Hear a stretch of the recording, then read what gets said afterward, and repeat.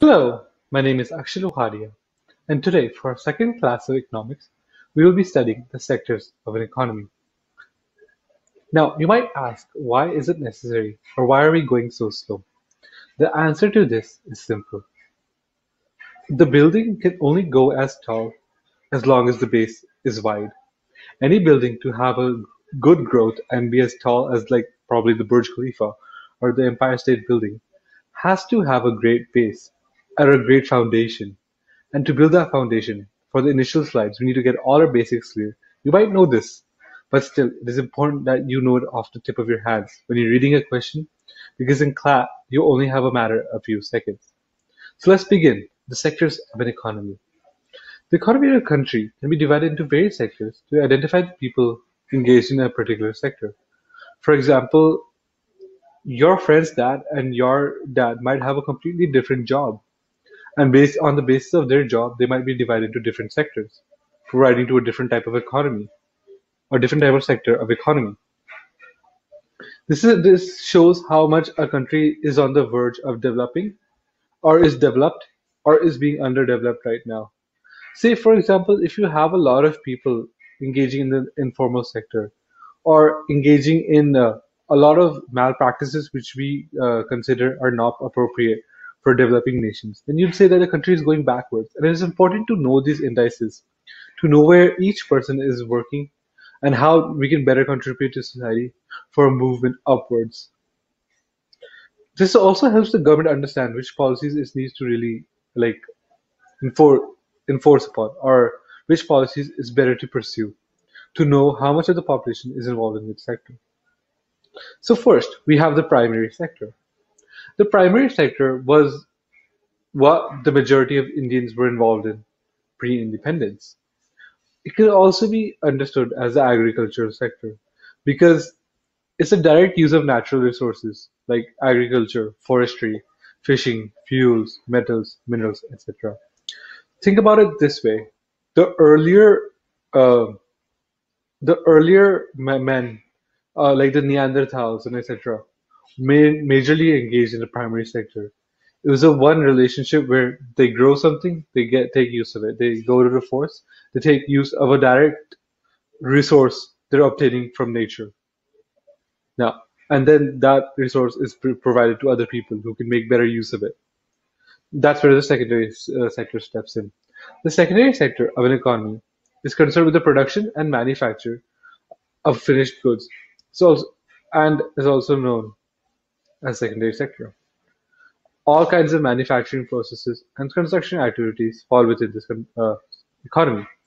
So, if you remember the industrial age in England or in Britain, or right now, what China is primarily a manufacturing economy. Take a look at your any item you have, like your phone or the house you're living, the paint, or like anything that like you might think, oh wow, where does this usually manufactured? It's mostly China because they are a manufacturing economy right now. So is Bangladesh. So, but there are Bangladesh is majorly agriculture still. But India also has a huge manufacturing sector. And you might ask why? Why does it China and India? It's because the amount of labor available in these nations is a lot more. Hence, producing and getting labor to manufacture items is a lot cheaper here than it would be in a developed nation like the United States of America because they have a minimum wage, which is way higher than the wage mandated by the government to pay here. Also, there's a huge informal sector within India and China. So a lot of people can be taken advantage of and paid less, where the businessmen can maximize their profits. That's why you'll find a lot of like nations, like these kind of nations, have a large manufacturing sector. And then lastly, the tertiary sector. The sector of an economy concerned with activities involving services such as education, banking, insurance, transportation, tourism, etc. So most income you'll find right now is in urban centers. And by urban centers, I mean in India, it's Mumbai and Delhi. In the United States, it's New York and l- rather major cities. Why? Because they're majorly involved in the tertiary sector. And all of these, like jobs require you mostly to have a university degree. And hence, because of that degree, your demand goes up, and therefore you can charge more. For example, someone teaching or someone within the banking industry can acquire a lot more money than someone in a manufacturing job. You might think, well, I'm going to become a lawyer. Well, yeah, a lawyer also falls within the tertiary sector because you're providing a service, not a direct good, but a service you're providing. And they pay for that convenience or that service that you can provide. And all of these services are due to a certain kind of expertise you have, which makes your demand unique because they will need you for that particular job. So you're not easily replaceable. Moving on. So now, on the basis of the proportion of the particular sectors in the total production of an economy and the ratio of the population dependent on them for their livelihood, economies are categorized as firstly, the agrarian economy. The agrarian economy has which where the more than 50% of its population or its earning population is involved in the primary sector, which is basically agriculture, forestry, and fishing. Now, India is still, I'd say, an aggregated economy because more than 60% of its population is involved in agriculture and other kind of primary sector jobs.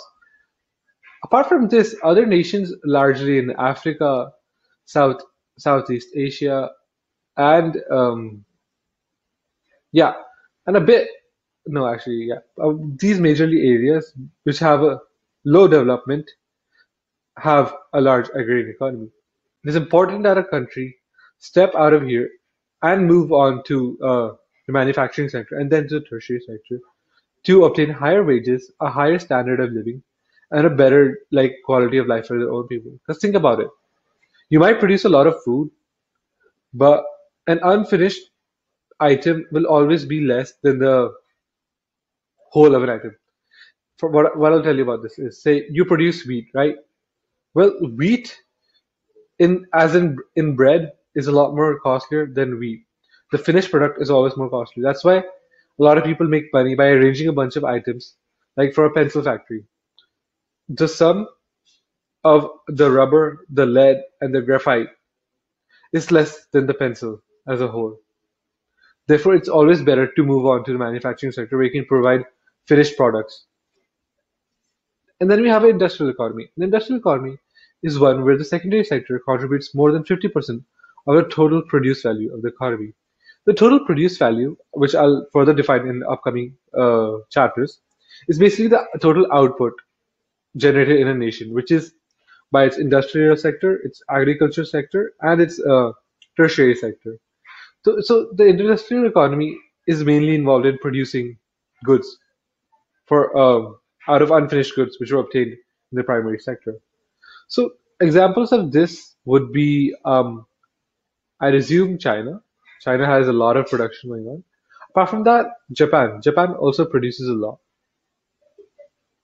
And lastly, we have the service economy, where if the service sector or the tertiary sector of the economy contributes more than 50% to the economy of the country, so does the service economy. All developed nations now have our service economies. The United States, Canada, the a lot of nations in Europe like France, Great Britain, etc. Why are they so good in the service sector? Because they have gone through the previous stages. They have gone through the agriculture phase, and then through the industrial economy in the 1800s and the 1900s. This is where Marx theory also became important, but I'll talk about that later. But yeah, so now they're finally at the service economy, where mainly a lot of charges, a lot of costs, and a lot of production is made by the specific service each person can provide rather than the goods they produce. This puts each individual at a high value because it takes time to attain that expertise or specialty in a certain service. Therefore, they can charge higher and they're renowned. And that's why they are in demand because they're not too much in supply and they have specific demands catered to. That's all. Thank you.